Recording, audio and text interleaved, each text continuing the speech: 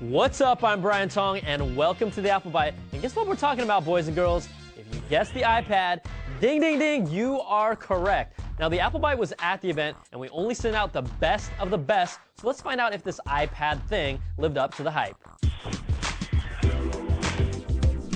Brian Tong here with CNET.com, and yes, in my hand, this is the iPad. And I've got to tell you that it does feel pretty sturdy. It has a nice weight to it. It's 1.5 pounds, and it's ½ an inch thick. And when you look at it, you might think, well, it looks like a really big iPod Touch, and it does have a lot of features very similar, but what they've done is actually rebuilt a lot of the core apps specifically for this device. So if we look at something like Mail, and you can see the layout of your emails, but you can actually view them here in the right-hand column, and you'll see this in a lot of the other applications.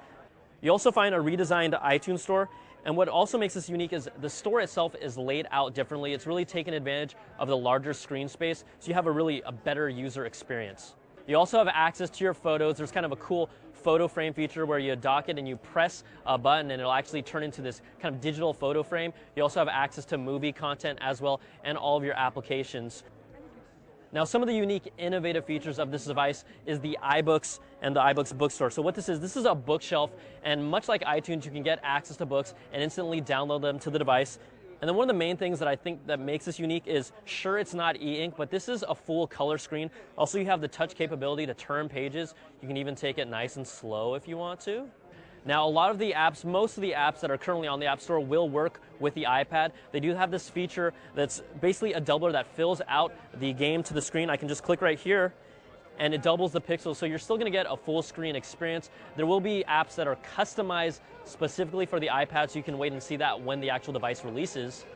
Another feature they're really pushing is being able to use some of their desktop apps from the iWork suite directly on the device. They have also been redesigned just for multi-touch, so all you do is use your fingers. So you have an application that you're familiar with like Keynote, which is a PowerPoint application, and this will allow you to interact with your slideshow and use it with your hands. Now, the iPad, what's the pricing going to start at? Well, there's two flavors, really. There's a Wi-Fi version and then Wi-Fi with 3G.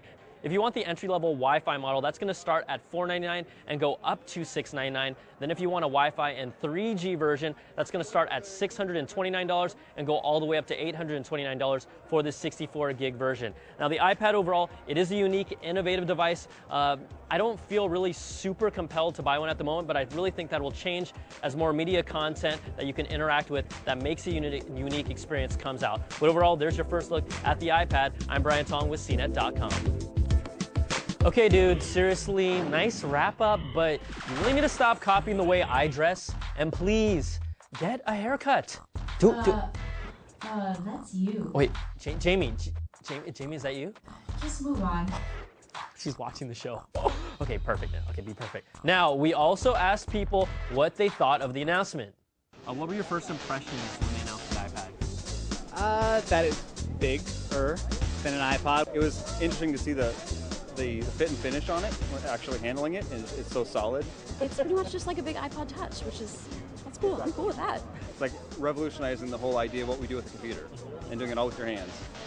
There's no way you can match a hype of a pre-Apple announcement. There's no conceivable way. It's such a cool device that I'm excited, and I don't care if anybody else is excited because I am. Would I buy it? Right now, would you buy it? $500?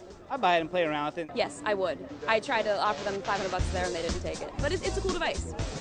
I was actually thinking about just grabbing one and running, but I didn't. I thought they'd probably have enough people to stop me. All right, you got to remember, iJustine loves everything Apple makes. And myself, I wasn't really that impressed until I got a chance to play with it. I'm a gadget freak, and we haven't seen any product like this, but I can't really say I'm willing to buy it right now.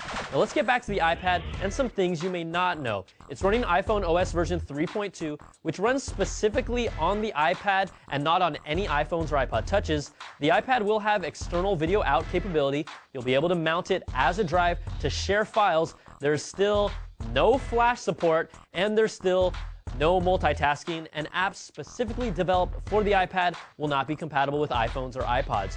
There were also some moans when AT&T showed up as a partner, and even though the Wi-Fi with 3G version is unlocked for use internationally, Apple spokespeople could not confirm if it would work with T-Mobile here in the US, so I'm guessing that means a big no.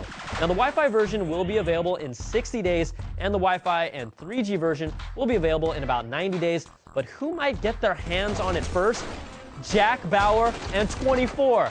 Rodney Charters, the director of photography for 24, tweeted that they would be getting Apple's latest goodie for an episode.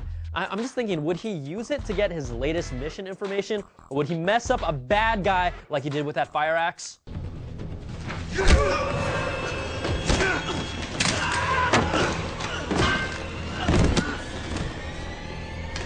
I'll be waiting.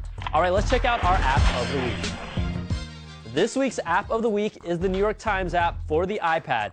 It was the most impressive thing I saw at the event because it really showcased how new media content can be consumed in the future. Flipping through articles, resizing the text with a pinch, viewing photo galleries within an article, and then instantly pulling up a video feature that complements the article. I'm getting giddy already. Now, if more publishers innovate and pump content like this into the iPad, then it really makes it a must-buy for me. All right, that's going to do it for this week's show. We know you have plenty on your mind, so send us your thoughts, reactions, and questions about the iPad to the Apple Byte at CNET.com, and we'll answer them next week. I'm Brian Tong. Thanks for watching, and come back next week for another Bite of the Apple.